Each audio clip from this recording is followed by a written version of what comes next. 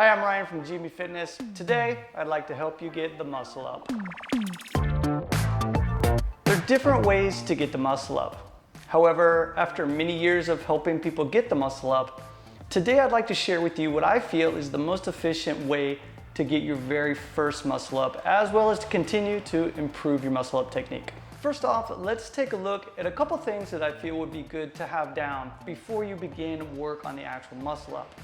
Now, by the way, I do realize that some of you might have restrictions in how you're able to hang your rings. Therefore, in this tutorial, I show you options outside and indoors on how you can train using my single favorite movement to get the muscle up.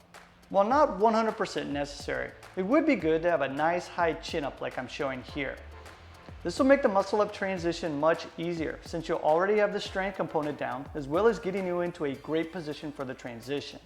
And if you don't have a nice high chin up just yet, don't worry. The movement that I'll be showing you in this tutorial is going to help you in getting you stronger in that pulling component. And next we need to take a look at the false grip. Now the false grip is what is going to allow you to smoothly transition from below the rings to above the rings. Unfortunately, the false grip doesn't feel that great on the wrists, but you're going to have to get used to it if you want to get the muscle up.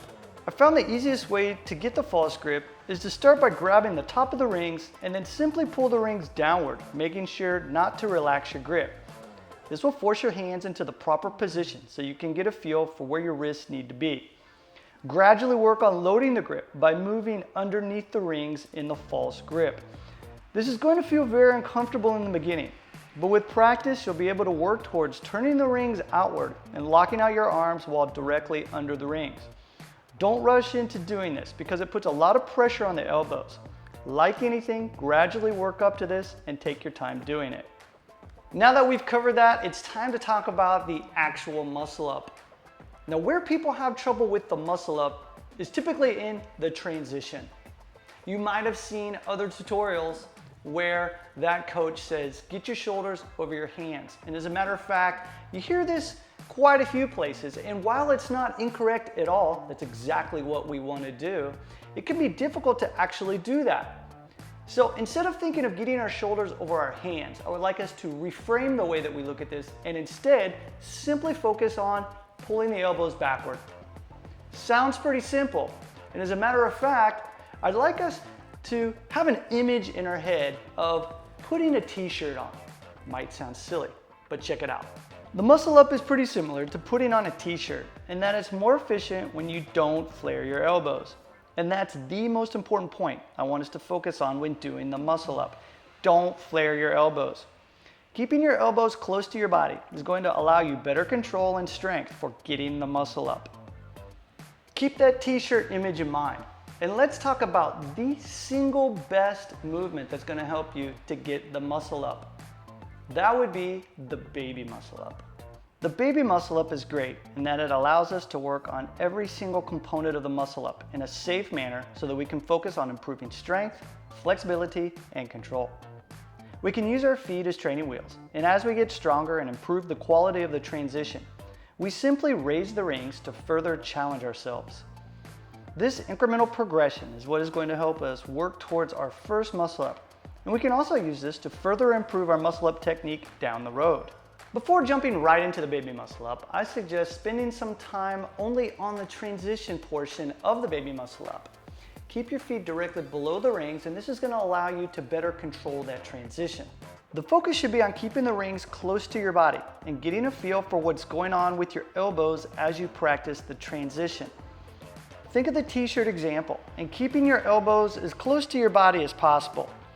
Diligent practice on these transition repeats performed this way in the beginning will set you up for better technique for when you start working on the full baby muscle up. The more time that you focus on smoothing out the transition right now, the easier it's going to be for you to get the full muscle up. As you pull up into the transition, pull your elbows back. As you lower from the dip, pull your elbows forward and always keep the rings as close to your body as possible. Next, it's time to work on the baby muscle up. This is where you'll get a good feel for the kind of strong pull you'll need for the false grip. However, don't rush right into the transition. Go slow, and remember that you can move your feet back in order to help you through the transition. By the way, when working on the baby muscle up, I always suggest pushing up into the top position of the dip each and every time. This is going to further strengthen you and help you for the full muscle up down the road. As you get better with the baby muscle up, you can start to raise the rings in order to make it more challenging. And really, that's all there is to getting the full muscle up. Simply use the baby muscle up and keep raising the rings. Believe me, it works. As you get better with the baby muscle up and continue to raise the rings, something that you might find that you're still having trouble with is the descent. A lot of us tend to fall back out of the rings instead of focusing on pulling the elbows forward in order to allow us to get underneath the rings. This is a huge point, and if you think about it, it's the exact opposite of when we transition from below the rings.